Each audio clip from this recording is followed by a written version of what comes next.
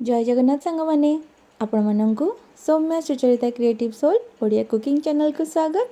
देखंतु आज मुझे आसी लिंब कड़र रेसिपी आईटा पूरा अलग प्रकार में बनई ना ए आलू बैगण देती मात्र कखारू आ देसी पियाज दे भाजी बहुत ही टेस्टी माने रेसिपीटा आपको लगे बिल्कुल भी आपको पिता लगेनि।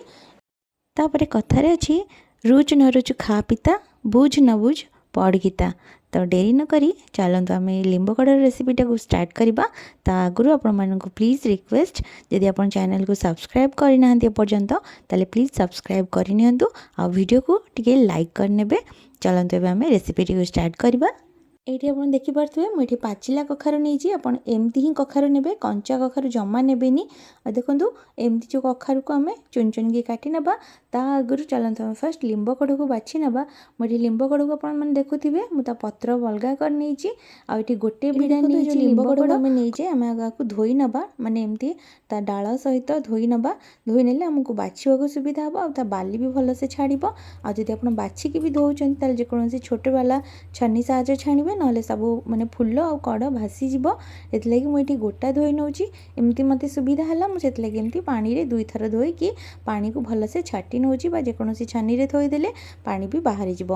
पानी छाड़ला आपड़ कौन करेंगे ना गोटे गोटे डेम्फ ने तलू एमती उपरक एमती टे हाथ जमी आम शाग एमती छड़ाओ सेमती आप दुई ने तो आराम से देखो डाल देखुवे एमती ही करें मुझे सबुतिक बाछि सारापर लास्ट को देखी बिल्कुल भी डाल रे जमा फुल कि कढ़ किसी रही आप प्रोसेस एमती ही जब बाछिबे तो आपंकर आराम से हो बहुत जल्दी भी आप बाछि ने बेसी छोट डाल भी जीवनी जदि भी छोट छोट अग डाल रही जाऊँगी तो किसी नहीं सी जना पड़ोनी माने कषि थाए से आराम से भाजी हो कि मोटा मोटा डाल जमार देवेनि से खाइला बेले पाटी रे लगे बिल्कुल भी भल लगे आप एमती सबुतिक बाछि ने देखुवे एमती मु सबुतिक बाछि नौ बाछि सारापर आपण मानक देखी आ डाल भी देखी किसी भी रही ये प्रोसेस आप आग को बाछि नियंतु मुझे सबुतिक बाछि सारी आपको देखा।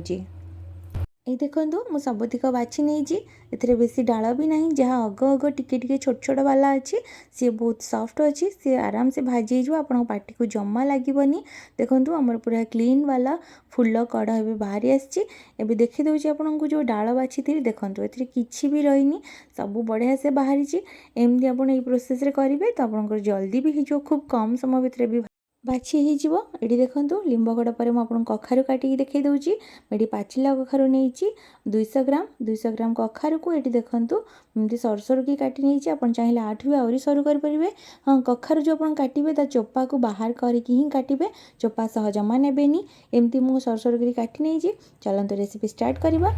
फर्स्ट आमको गोटे पैन रे गोटे चम्मच तेल देकी आम कौन करवा ना जो रखी फुल को कढ़ को आग टे भाजी ना हल्का गोल्डन करके माने लो मीडियम फ्लेम रखिकी आपको भाजबे जमी पोड़ी न जाए खाली गोल्डन कलर टिके करेंगे।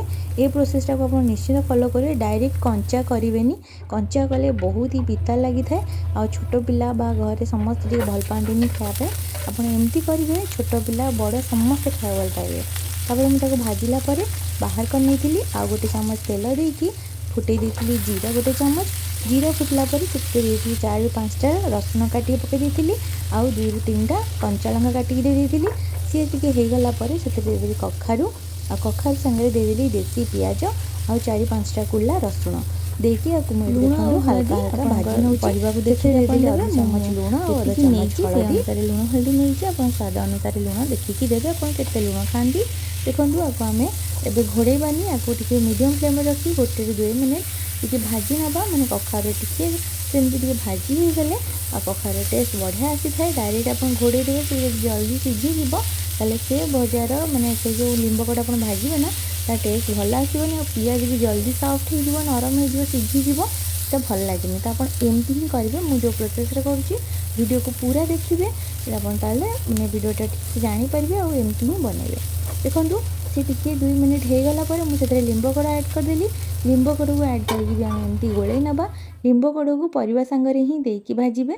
देखो आपको भलसे मिसई नहीं 2 मिनिट आपको घोड़े देती कखारू आम अधा भाजी देते 2 मिनिट भितर आमर लिंब कड़ और कखारू भाजी होगला मुझे देदेली भजा जीरा गुंडरू आधा चम्मच देकी देखो भलसे गोले नेली। देखो आम लिंब कड़ पूरा एकदम रेडी पखाड़ हो कि गरम ସବୁଥିରେ ଖାଇବାକୁ ବହୁତ ହି ଟେଷ୍ଟି ଲାଗେ। ଯଦି ଆପଣ ରୁଟି ବି ଖାଉଛନ୍ତି ରୁଟି ସାଙ୍ଗରେ ବି ଖାଇବା ପାଇଁ ବହୁତ ହି ବଢ଼ିଆ ଲାଗେ। ଆପଣ ଏମିତି ଥରେ ଟ୍ରାଏ କରିକି ଦେଖନ୍ତୁ କେମିତି ଲାଗୁଛି ମୋତେ କମେଣ୍ଟ ବକ୍ସରେ ନିଶ୍ଚିତ ଜଣାଇବେ। ଆଉ ଚ୍ୟାନେଲକୁ ସବସ୍କ୍ରାଇବ୍ କରିବେ, ସାଙ୍ଗମାନଙ୍କ ସହିତ ସେୟାର କରନ୍ତୁ।